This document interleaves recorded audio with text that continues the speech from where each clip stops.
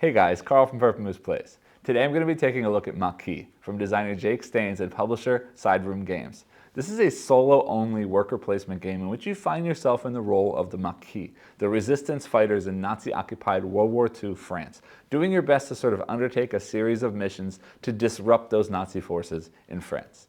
Disclaimer, I was given a review copy of this game from the publisher, but as always I will do my best to offer my own honest opinion on the game. With that said, let's head down to the table to see how the game plays, and then I'll meet you back up here to let you know what I think. To set up a game of Maquis, begin by placing the board out on the table, and then placing the tracker, sort of token card, and the player aid off to the side. Then you're going to take the patrol deck, give that a nice shuffle, and place that here as well. Then place out the 9 spare room action tiles. I'm going to place these out in such a way that you're going to be able to see what they are as we play, so you can sort of see what my options are and understand the decisions that I'm making as I play. And it's going to be a little bit messy, but I'm just going to sort of slide in the rest of the tokens down here. We can sort of dig through as needed for things that we're looking for. There's no real reason for me to organize these in a nice way.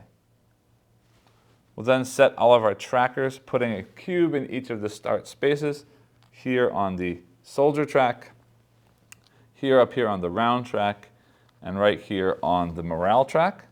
You can see again that all of those spaces are marked start, so that's very simple, just putting the cubes where the start space is.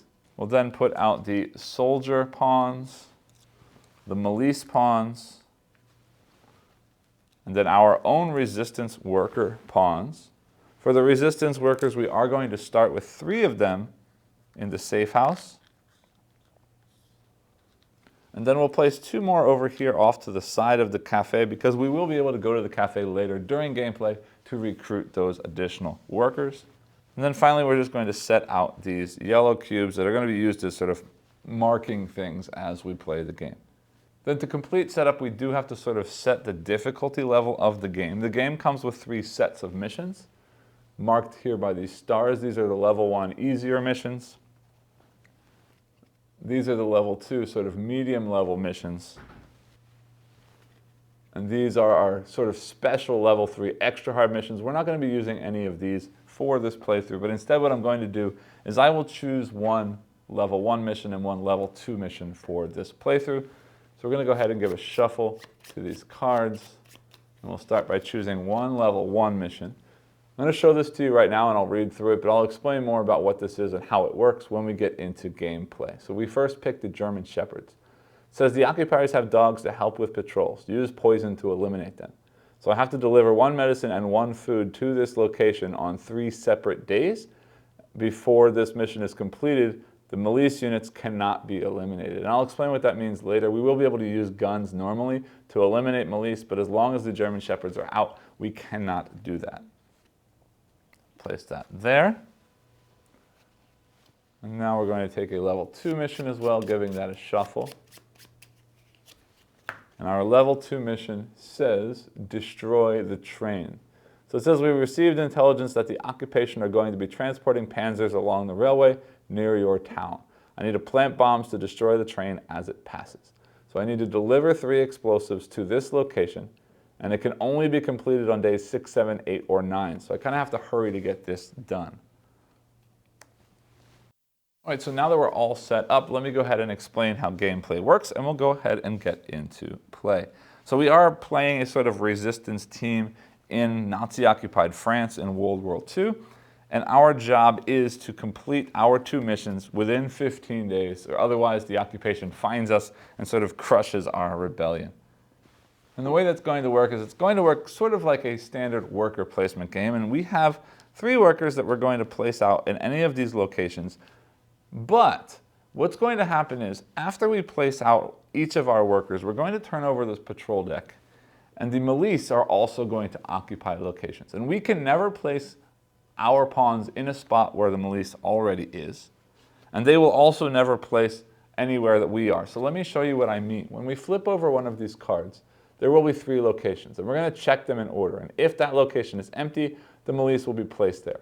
And if, for example, all 3 of those happen to be filled, they will go back to the top checking again, and they will place in a location that we already have one of our workers, arresting that worker and removing it from play. And you'll see how that plays out as we get into things. Let me just give that a shuffle again so we don't know what that top card is. We're going to take turns placing out our workers and placing out the Maquis, and you'll see that that is placed based on the red number in your current morale spot on the morale tracker. So at the start, we're going to be placing out 3 of those Maquis. However, I say it's based on that number. It's actually based on the higher number of that or the number of workers we have available to us. So right now we have 3 workers, and that's number 3, so that's not going to change. But if this goes up to 4, or if we hire additional workers or resistance members, we will be placing out more of those every round. And why is that important? Well, first off, again, if they need to be placed on a location where you already have a pawn, they will be arresting that worker. But also, after all of our workers have been placed out and all of the Maquis members have been placed out, in order for our worker to sort of activate the location that they are at, they need to trace a pathway back to a safe house that doesn't have any Maquis or military soldiers. I'll explain that in just a second. Trace a path back to a safe house without any of the Maquis or soldiers in the way. And if they can't do that, that worker is arrested and they cannot activate the space. Unless, you'll see that some of these spaces up here and on the board have this little orange shield with a star on it. Those locations will still be able to be activated before the worker gets arrested. So again, if they're able to trace a path back, they will come back to the safe house, activating the space that they are on. And then finally, after we've taken our actions and everybody's come back to the safe house or has been arrested, the board will be cleared and we will move the day tracker 1 space forward. Anytime the day tracker hits one of these orange spaces, we are going to decrease our morale, which means that we're getting closer to a fail, because if morale ever hits the bottom, we fail. But also, it means that slowly and slowly, the Maquis members will be increasing towards the end of the game. Now, I mentioned that in order to activate the space, you need to be able to get back safely to the safe house. There are 2 ways that we can break that rule. If we have a weapon, one of these red gun tokens, we can spend that weapon to basically eliminate or remove one of the Maquis members on that turn. And if doing so then clears a path, we can then safely come back. However, every time we kill one of the Maquis members, our soldier track will increase. And when a soldier track increases, first the morale is going to drop. But that also means the next time we place out Maquis, the last member or the last several members, depending on how many soldiers we have on our tracker, will be placed out as soldiers rather than Maquis. And the soldiers cannot be shot because they are much more powerful sort of opponents. So the gun sort of becomes useless against the soldiers. The other way we can avoid capture when they are in our path is to use these purple fake ID tokens. And you'll see the fake ID tokens are not able to be made based on the normal board setup. They are going to be a special building that we need to build if we want to start getting fake IDs. And the way that works is when we place out our worker, we will place it together with a fake ID. And that fake ID will allow them to pass one of either Maquis members or soldiers safely, discarding that token and then coming back. If there are no soldiers or military in the way, soldiers or Maquis members in the way, that fake ID will not be discarded and we will get to save it for a future round. But if there are multiple members in between you and the safe house, you can only use the fake ID once. So if the fake ID is used up on the first one and there's still another one to pass, you will be arrested and you will still lose that fake ID. So that's basically how the game plays out. We're going to keep playing rounds until we run out of days, which is 15 days. Our morale track hits the bottom, the fail section, or we run out of workers, means they've all been arrested and we can't do anything anymore. So let me explain now how exactly our actions work and what the point of this game is. So I'm going to cover the actions on the board first. Starting with some normal, simple spaces. The grocer is going to give me 1 food. The doctor is going to give me 1 medicine. In addition to that, another way that we can get resources are these two radio spaces. The radio spaces will either give me one piece of intel or will allow me to trigger an airdrop. And an airdrop is going to allow me to put one money token, 3 food tokens, or 1 weapon token on either of these fields. And then later on a future round, we can place a worker on that field to recover whatever has been dropped there. So why are we collecting these resources? Well, we're going to trade them in for a variety of different things. We can come to the cafe to spend 1 food to recruit 1 new worker if there are workers remaining here. At the fence, we can spend 1 money to buy 1 weapon. At the poor district, we can give them food and medicine in order to increase our morale. At the black market, we can spend either medicine or food, losing morale, but gaining money. So we're basically selling off food or medicine, which makes us less popular with the people or with the resistance, but gets us money that we might need for something else. Everything else are going to be special buildings that we're building and missions that change every game that we're working towards. So again, we have the German Shepherds, which said I have to do 3 times delivering food and medicine to the German Shepherds. And until we do that, we can't use weapons to kill Maquis. So I want to get that done early, so it's going to make it a little bit safer for us in our gameplay. But we also have to destroy the train somewhere in round 6, 7, 8, or 9. And the way we're going to do that is we have to deliver 3 explosives to this location. Well, currently we can't make any explosives. So in order to do that, we're going to have to build this chemist's lab. And the chemist's lab will allow me to spend medicine to build explosives. But in order to do so, we have to make use of these spare room spaces. And at a spare room, I can spend 2 money to build any of these extra action spaces at that location.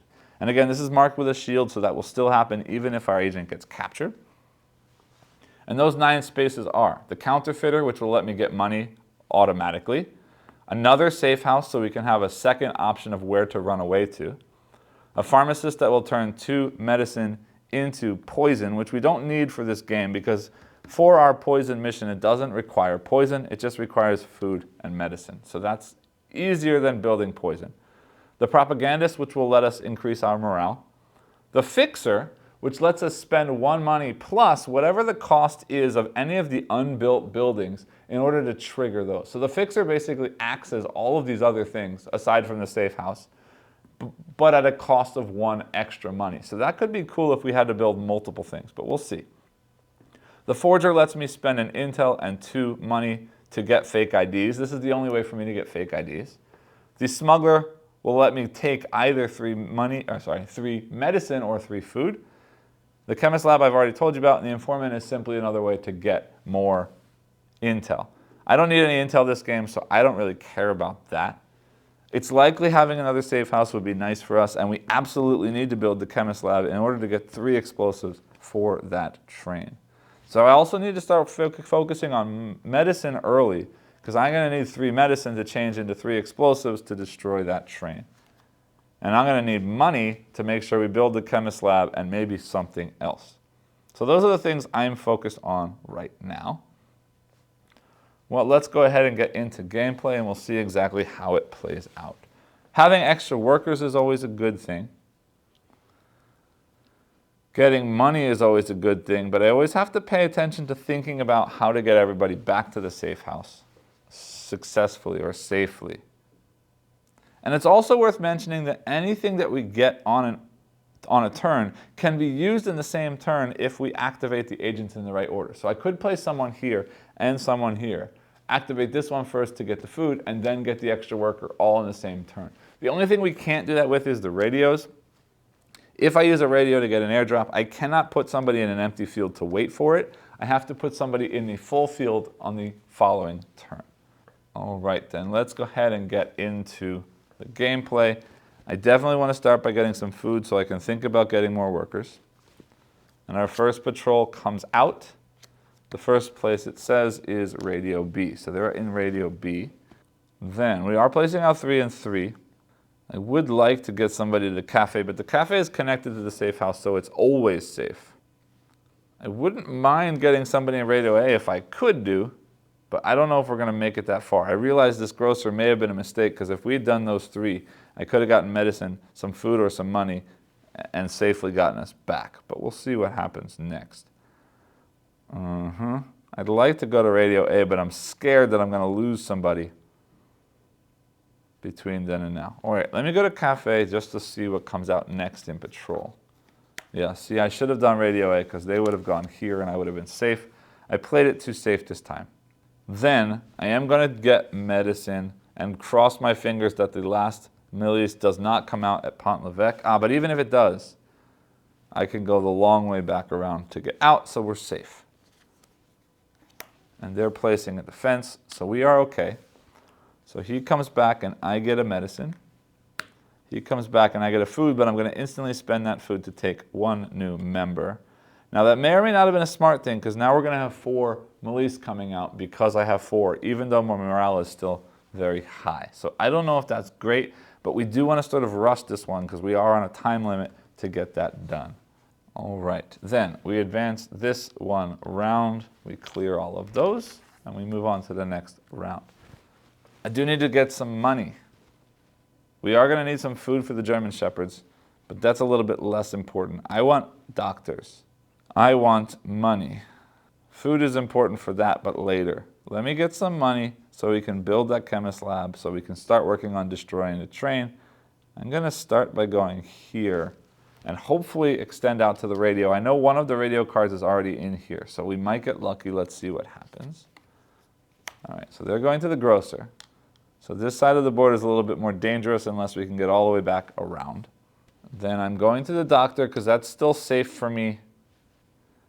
And I need that medicine anyway to start making those things. They go to Radio A. That was a mistake on my part, big time.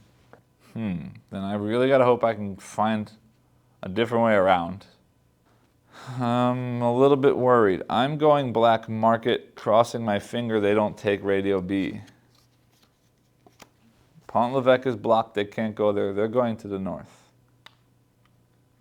All right, then I am going Radio B, and I'm going to have to cross my fingers that they don't go to the poor district. We may be in trouble.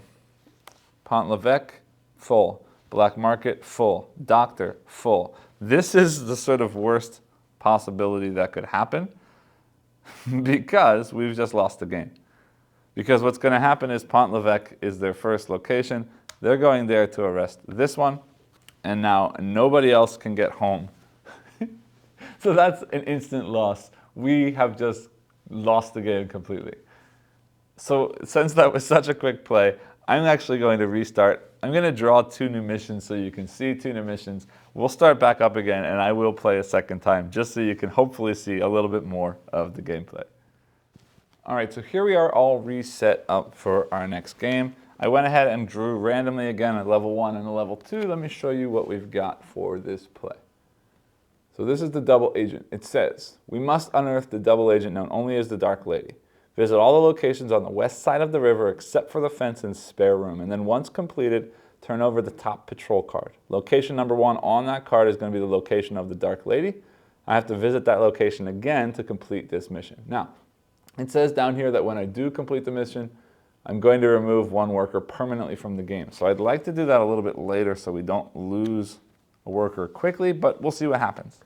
Because the next mission we have here is Assassination, which says, the Milice is a paramilitary force of local thugs colluding with the occupiers. We need to send a message to teach these collaborators a lesson. So I have to eliminate all of the Milice units this game, and this mission must be completed last. So that's going to be interesting. It does say completed last, which means we could do some early and then wait to take out the last one until we've done the double agent. But that does mean I need a lot of guns this game. Oops, sorry, this is a mistake. That does mean we need a lot of guns this game, which means we are going to need a lot of money. But for the double agent, we do have to do a lot of stuff on the west side of the river over here, which also means it might be nice to have another room, another safe house over here so we can get back safely. So I might focus, because there is no real timer on these, on building a safe house over here. Maybe getting a few more workers in the process. All right, let's see what happens. We're going to start off similarly to what we did last game. And that is, I'm going to, You know what? I don't care if it's food or doctors for the black market, but also I could work up this way. Yeah, let's do that. I'm going to go to grocer first to get some food, because that food could become money at the black market or be a new worker at the cafe. And they're blocking off this side of the river, which isn't great because I do want to go over that way to start finding some locations, but that's fine for now. I'm going to go black market and cross my fingers they don't go radio B. And what do you know? They go straight for radio B. That's okay. I'll place in the poor district because that does mean then that I will have visited one of the West Bank locations and they're going to place a defense. All right, so he comes home with food. This guy's going to use that food instantly, losing 1 morale but gaining 1 money, which is going to be important for us. And he comes home doing nothing but having visited that location. All right, move to the next day. Those 3 come off the board and we start again. I would like to get more money. I would like to visit some more locations. But I don't want to go too crazy yet. Well, let's go here and see how things play out. Grocer, I'm okay with that. All right, then I will go to the doctor to get some medicine. We can always trade that for money later if we need to. But it also potentially builds a pathway to radio, which will get me more money as well, or more food. Turn over another card. Pont-l'Evêque is full. Great, they go up north. So then I will come over here. And they placed their last one. Grocer, no. Pont du Nord, no. Fence, yes. All right, so we are safe. He comes home doing nothing but does mark that location as being visited. They come back with some medicine. I kind of wish I hadn't spent that food on money because now I have medicine that I could do the same with, but that's okay. And I do want some food for that cafe and potential future money. So I'm going to do an airdrop of 3 food, and they come back here. Yeah? No. I want to focus on building a safe house there because then we can get all kinds of stuff from the radio. So I'm going to drop money there instead. We can hold off on the workers. We don't need them yet. Good. Then, doctor and radio have also been visited. They come off the board. We advance to the next day. Then, yeah, I'm going to place somebody in that spare room because now we've got, not yet, but we will. We have the money to build, we will have the money to build, sorry, as soon as I go to this field, a safe house. So everything over there now is safe, which is great for me. The problem is, that was silly. I should have gone to Radio A first because I know they can't do that, but that's okay. We're not in any serious problems. I want somebody to go there to get the money. No, not yet. I want to go to the grocer so that I can get food and they don't take that spot. Let me not make the same mistake twice. Radio B. Then I will play to the field. They placed their 3rd one. Radio A is full. Pont-l'Evêque. Good. Then they come back with the money. This guy spends the money. He's trapped, but that's okay because they're going to spend the money to build a safe house. And guess what? Now they're not trapped anymore. Perfect. And this one comes back with some food. Now the timing of this is going to work out perfectly because this advances to 3. They come off, and when that advances to 3, this is going to move to morale 4, which means now we're drawing 4 Maquis every turn. So if I get another worker, it's not going to be a problem. So I am going to plan to do that this turn. I also still need to get to Ruberda and Pont du Nord to work on that. But I'd also like to start getting more, well, weapons first off, because we're going to have to start killing lots of Maquis members. I wouldn't mind to get more money to get something else over here that would help us out, but we'll see what happens. So he's going to go to Radio A so it doesn't get blocked. They will go to the fence, and I will shuffle this deck. Then I'm going to put one in the cafe for the second person. going to Pont l'Evêque. I've only got one more person. I could get more food. I could go up here and hope that the doctor doesn't get pulled, but if the doctor does get pulled, I'm in trouble because then they're trapped. Yeah, I'll take that risk because I need to explore anyway, so let's do that. And they are going to place at radio B. Now they are placing forward this turn because of the morale track, so they are going to place again. Fence, no. Rue Baradat, no. Poor district. Perfect. Okay. Then he comes home with another friend, spending some food. Radio, I'm going to take a gun. Hold on. Food wouldn't be a bad idea right now. I do have a medicine, which means a poor district could get me morale boost back too. Yeah, you know what? Let's start with food. We'll deal with the gun later. Food or money? Hold on. Yeah, that's fine. And they come back to the safe house. And this one comes back to the safe house again, having explored that location. Good. They all come off the board. We move forward one more. And now what? I don't want a fifth member yet, because they're going to be swarming us if I do that. I definitely need to pick up the food, but that's the least important right now. I think I'm going to focus on, well, first off, Radio A, because that's a safe trip, and they might take it from me. All right, so they're going grocer. So I'd like to stay west of the river. I'm going to risk one of my people at Pont Nord, and we'll see what happens. Radio A is blocked, Pont l'Evêque, there we go. All right, so I can't come back to this safe house. I need to stay up here. Oh, but I only have, no, I have 2 workers left, these 2. Yeah, one of them's gonna go poor district, I think. Fence is useless to me right now. Doctor wouldn't be bad, but if I do poor district, I'm more likely to have that route open for this guy to escape. Yeah? Yeah, let's do that. All right, and they place out Radio B. I'm okay with that. And this one's gonna get the food because I need it. And they're gonna place in the fence. That was a problem. That's a real problem because now we're losing 2 people. I didn't plan very well. Yeah, ouch. Okay, but that's fine. They come back with food. They come back and get me something, which could be a gun this time. So we don't find ourselves in that same situation. And I am going to spend this medicine and thing. He gets captured, but because there's the shield there, I can still do that.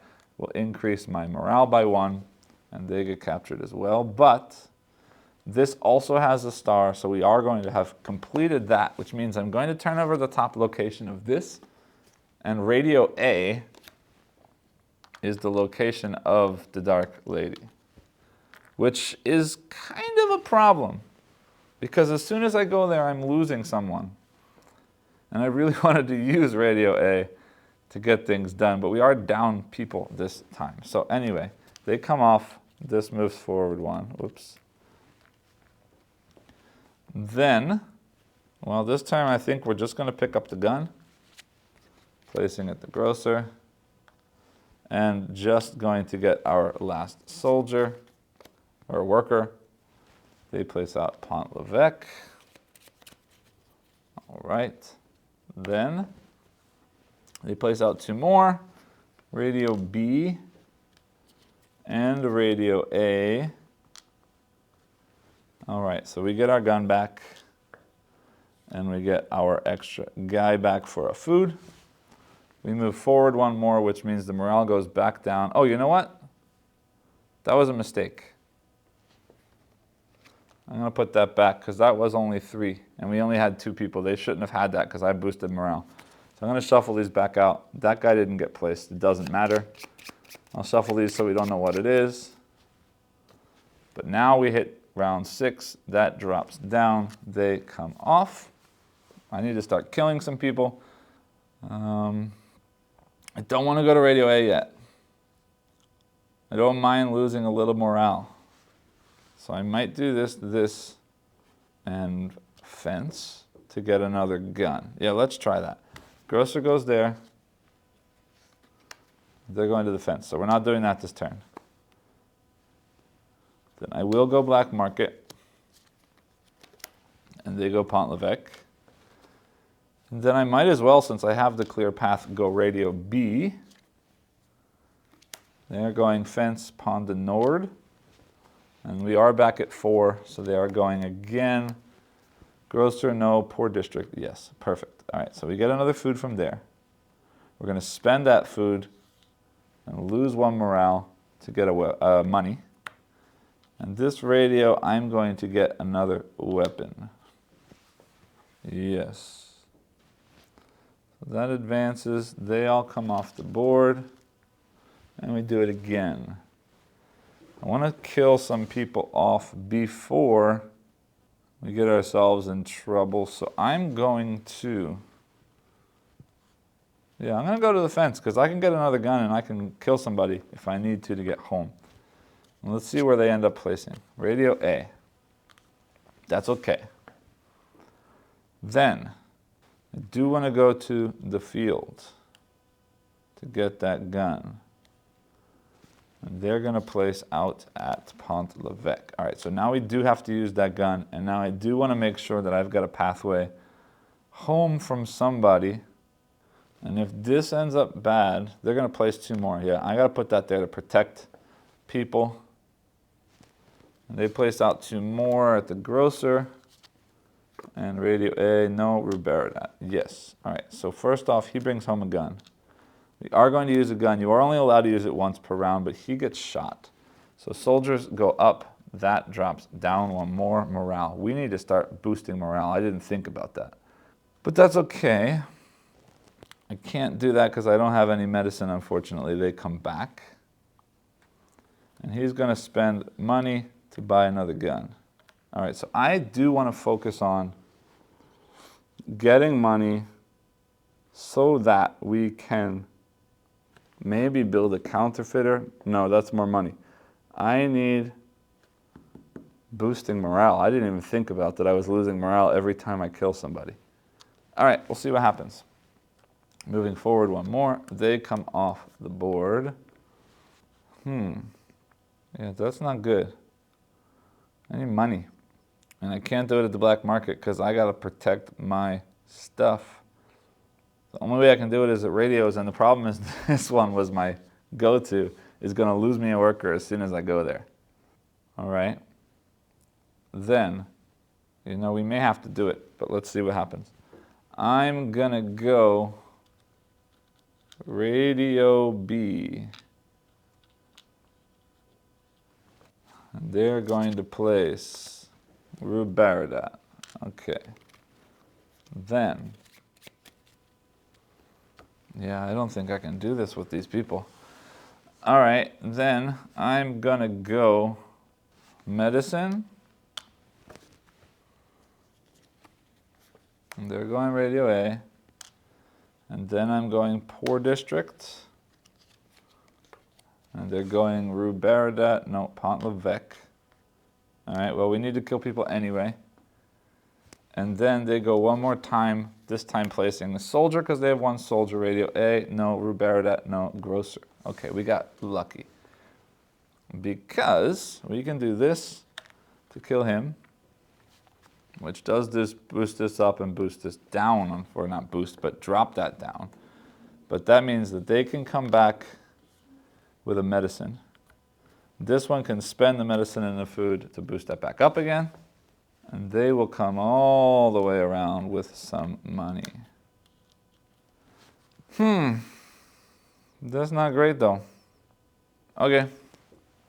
Next one is a problem because this drops down again. They come off, they come off. We're gonna run out of time, I think. Yep. All right, we need more money. I need to build. I can't get money through bad means anymore because that's gonna really hurt me if I keep lowering my morale. If I lose any morale, I lose. So I can't kill anybody right now. I Need to get money to boost morale. Yes. Okay, so how do I get money? I get money at a radio tower, but if I go there, I lose people. Food's not bad to have because I can get that. All right. Medicine's not bad to get, so I can get that. Then I'm going to radio B. They go to the grocer. That's a problem. I'm going to the doctor. They go to Pont-l'Evêque. I gotta pray for Radio A, but I don't think that's possible because I think, yeah, both of the Radio A's are there. I think we lose because for him to get there, I need everything open. Means, yeah, I can't do anything. They're gonna come here. I gotta draw 3 more. Fence, I didn't even think about that. 3 more is never gonna work anyway. Radio B, grocer, black market, and poor district. So yeah, that wasn't gonna work anyway. We get money from there. He comes back with some medicine. So what? We move forward 1, they all come off. Oops. Huh? Where did that come from? Oh, that was the Radio B getting captured. Right. Yep, that's gone. Then, I need money. You can get money here easily, but that was killer. That dark lady really ruined me. All right, well, yeah, I'm just going to do that to say that we win 1, and we'll see what happens, but there's no way I win this now. Pont-l'Evêque is there. Yeah, nothing that I can do. Food. Fence. 3 more. Radio A, no. Baradat. Radio Pont-l'Evêque, black market. Radio B. All right, so I get a food. And I get a drop. My drop has to be money, but in doing so, I have to remove 1 worker permanently from the game. So that is removed, but I've cleared 1 mission, and I've got, yeah, that's it, we're done. You gotta move forward 1, yeah, that's game over, because watch, that's fine, we'll play it out anyway. I pick up the money. It doesn't matter. They're going to play out fence, grocer, Pont-l'Evêque, black market, and Pont du Nord. I bring the money home. Now, on the next turn, I could start working on that, but guess what? This triggers and we fail based on a lack of morale. At least you got to see a longer play to see exactly how this plays out, but yeah. We'll talk more about this up top, but this game is definitely not an easy game. All right, while we're down here, take a look at the components. You have been basically seeing everything as normal, but here's a closer look at some of the tokens. I do really like the artwork. Everything is very differently color-coded. Now, there might be some color blindness issues. I don't know because I don't have color blindness. But some of the colors are close in color. But again, they all have different icons on, so it doesn't really matter. The tokens are all very nice, very heavy-duty cardstock or chipboard, I guess. The recessed holes in the board to put those different locations is very nice. I'm always a fan of nice wooden components. The shapes here aren't amazing by any stretch, but they definitely represent what they're showing. They're all different colors. They do have a nice feel to them. I'm certainly happy with the quality of those. The cards themselves do have a nice linen finish to them. They are pretty heavy-duty cardstock. I do like that this tracker card or token or whatever you want to call it is also a recessed board that holds those cubes in very nicely. Text is a little small on some of the mission cards, but it kind of has to be to fit on a regular card, so no real complaints from me on that. As always, let's take a look at the insert while we're down here.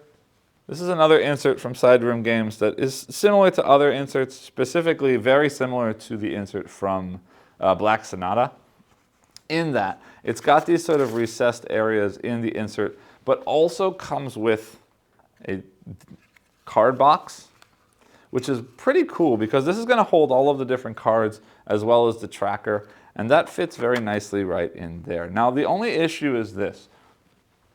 The big cards fit right here in there with a nice recessed area underneath them to fit a bunch of the sort of tokens and stuff. Now all of the tokens and stuff are not going to fit in there, so some of them do fit on top of the card box here, which is fine with me. The only issue I have is that the depth of this recession is not super deep, so to get stuff, enough stuff in there to fit everything in this box, you really have to be real careful. And then the cards kind of sit awkwardly on top of them because they don't really fit perfectly into that recessed area. Now, these cards are not that many and they're pretty thin, and the difference in depth between here and here is pretty big, so I'm not quite sure why they didn't make that bottom part a little bit thicker so that they would fit tokens and stuff in there much nicer, and those could sit much higher in the box. Now, there may be plans for expansions later which would add more cards, and they may be planning for that, but I just have to point that out, that this is a little bit shallow, and I am a little bit worried about these cards getting bent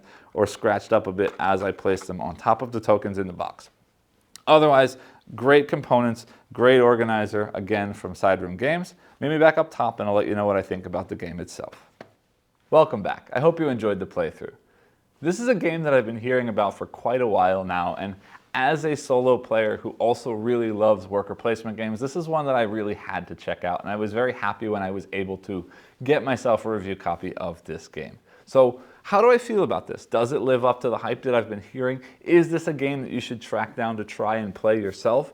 I'm going to say yeah. I was very pleased and very happy with this game. Now I will say the first game I played of this, I was kind of like, yeah, this is fun, but it's hard, it's confusing. Not confusing, but it's hard, it's kind of nothing special to me. I don't really get it, no thanks. But the more I've been playing this game, because I do have to play through the game quite a few times to give you my opinion on the game, the more I've been playing this game and the more I've been sort of learning and understanding and figuring out how this game actually plays and sort of what the patterns and methods you should be going through to play this game are, the more I've been enjoying this game. And now I'm really a big fan of this game, and I'm excited to show you how this game plays, and I'm excited to share my opinions on this game because this is a worker placement game, and I love worker placement games.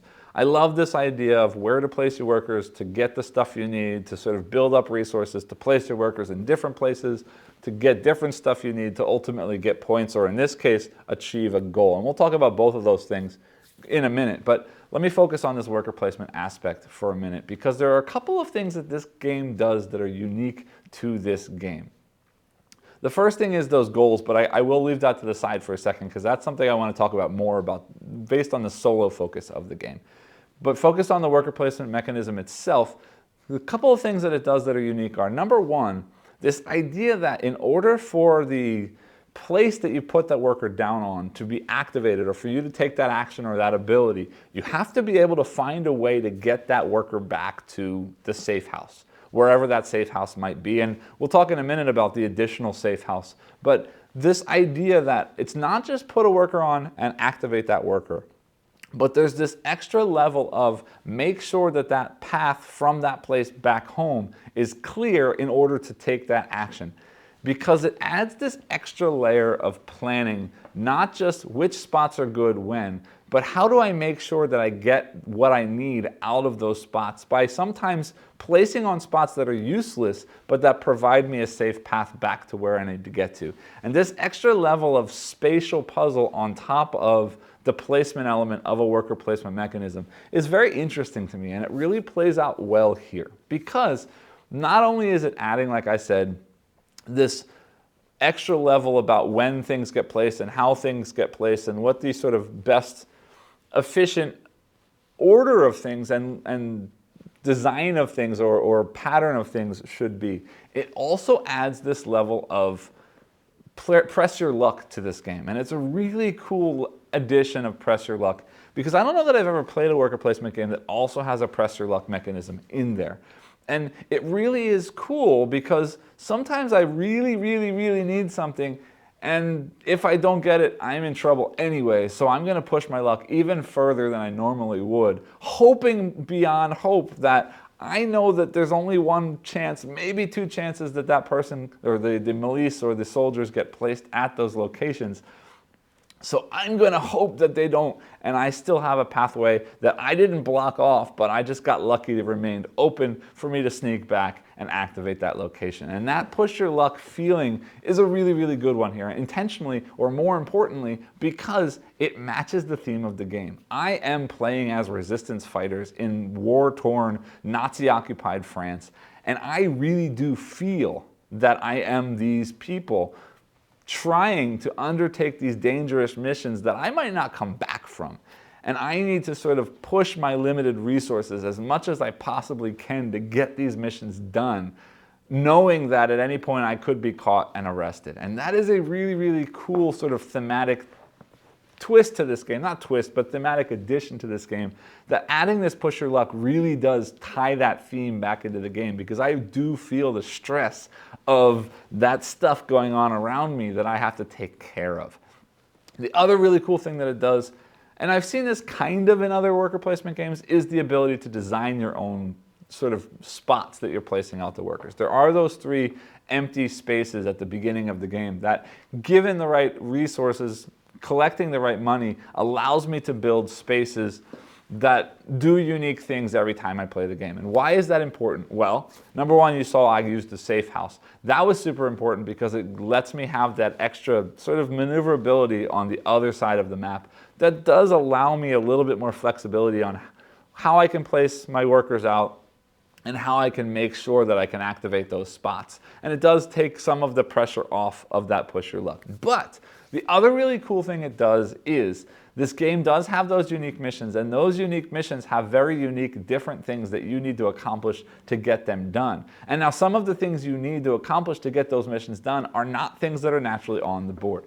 So having these spots that you create yourself sort of allows the designer to come up with unique goals that are different than what was sort of built into the base game, and allows them to create locations that do things that are only important for specific missions and not at all for other missions, because that means that on the games that I have those missions, I'm going to work to build those locations. And on the games that don't have those missions, I'm going to work to build different locations. And it really does allow for a lot more variability in these goals, in the different actions and abilities that could come out. It does allow for this game to be expanded in the future should the desire arise, because now they can basically just create new buildings that go in there and new missions that play off of those buildings that go in there. And it really adds to the way that the game can grow and change up. And I really, really enjoy that variability. And it also adds more to the puzzle, because I have to think about which of these extra buildings do I want to build, because there is that one building that I can build, and I didn't use it this time, that for one money I can use any of the buildings that I didn't build. And that really gives me this sort of breadth of ability, but it also means I'm paying more money, and then I have to figure out how to get more money. Or do I play that safe house to make myself safer, knowing that if I play that safe house, I didn't play something else that would sort of strategically help me in a better way, but would require more pushing my luck or better planning to make sure I'm using those buildings correctly. And this extra level of when do I build these buildings, how do I build these buildings, which buildings do I build, do I push my luck further, do I protect myself with the extra safe house? So this combination of these two things on top of a normal worker placement mechanism really, really, really does make me very happy about this game. Now, I haven't talked about the missions yet. The missions, again, I sort of mentioned them when I was talking about the different locations that we can build on the game board. But as a solo player, I tend to like games that either have some competitor AI, automa system, whatever it is that I'm playing against and competing against, or some kind of clear goals that if you do this and this and this, you win the game. I'm not a huge fan of just score and see how your score ranks, and I'm really not a fan of just score and that's it, beat your own score next time. But here we've got these goals. Now this game was designed as a solo-only game, so it makes sense that it's designed to match the play of a solo player. But these goals are great because not only are there a huge variety of different missions that can be quite a bit different, as I mentioned, because of those different locations that exist to be built on the board, but also they've given you here now 3 different sort of difficulty levels of mission. And how you interact or how you sort of mix up those missions is going to change how difficult the game is, right? You could take 2 level 1 missions and it was still going to be hard, but not crazy hard. You could do a 1 and 2 like I did. You could do 2 2s like maybe if you're really, really doing well at this game. And then they throw in those level 3 missions. And those level 3 missions are hard enough that you will never play with level 3 missions. You would play with a 1 or a 2 and a 3. So sort of a 2-3 mix is going to be the hardest one for you to do. I actually haven't even touched those level 3 missions yet, I'll tell you, because this game is hard. Very, very hard. And now this could be the main negative for this game is it's punishing. This game is definitely hard. You're going to lose much more often than you win, especially if you're pushing for these level 2 or forget it, level 3 missions when you're playing. You're going to lose this game a lot. And if you don't like a game that's going to punish you and that's going to push you to try harder every time, you're not going to like this game because it is a hard game. Now, that said, the theme is a very hard theme and it ties in fine with that. There is a struggle. If you succeed, it feels like a success, and I like that. It plays into the emotion of that push your luck, and when you finally manage to beat something, when you finally manage to succeed at the end, it feels really good, much like it would have if you were one of these resistance members during World War II, sort of sneakily fighting against the Nazis in France. So to me, that's not a big deal, but if you're afraid of a game that's going to be punishing and somewhat crushingly hard, you might want to stay away from this game. And on top of that, there is the push your luck. There is the randomness of where the guards are going to be placed, or the milice members are going to be placed. And if you're afraid of the game sort of playing out a little bit because of randomness, that's also something that's going to bother you here. Now, that is sort of a core mechanism of this game, and it is your job to plan around that. You know, a bad random draw isn't always going to hurt you. A good random draw isn't always going to help you if you planned for something that didn't happen and you didn't take the best option or didn't take the best choice because you were planning, hoping, or expecting the worst, and the best happened. Well, now you didn't get all of the things you could have gotten if you had sort of pushed your luck a little bit further. So that's part of the game. That randomness is definitely a core piece of the gameplay. So for me, it's necessary. It's part of what causes that stress, that emotion, that feeling of the game as you're playing the game. So I wouldn't get rid of it, but I just want you to understand that if you're not a fan of randomness twisting up the game like that, because this is a little bit more of that output randomness than the input randomness, that could be a problem for you. And if you are afraid of big, hard, heavy, punishing kind of games, again, that could be a problem for you. For me, though, both of those things are what makes this game. And if you're a fan of those kinds of things, you're going to really, really like this game. On top of that, the gameplay is very short, right? You generally are playing within a half an hour when you're playing this game. So if you get crushed, you just reset and try again, much like I did in my playthrough for this video. Now, I did lose twice this time, and that kind of gives you the idea of how this plays out a lot of the time. But that's fine because it's fun, and the puzzle is fun. And again, reset and reset and reset. Maybe pick the same 2 missions and keep trying them until you solve those 2 missions and then try another set of missions. Or if they're too hard, simply switch up the missions and try again with a different set of missions, and maybe it won't be that hard the next time. I really enjoyed what I've gotten here. The gameplay is quick and fun, and it's something that I can easily pick off the shelf, get to the table and play it in under 30, 40 minutes with setup and takedown. And to me, that's important. And I think that's a lot of fun and a lot of depth and thought and strategy and, again, emotion that does pull you into this very cool historical theme that I hadn't really thought about before. So, again, I enjoyed this game. If this seems like something you might like, definitely have a look. If you enjoyed this video, as always, please remember to like, subscribe, and hit the bell icon below. And I'll see you all next time. Thanks.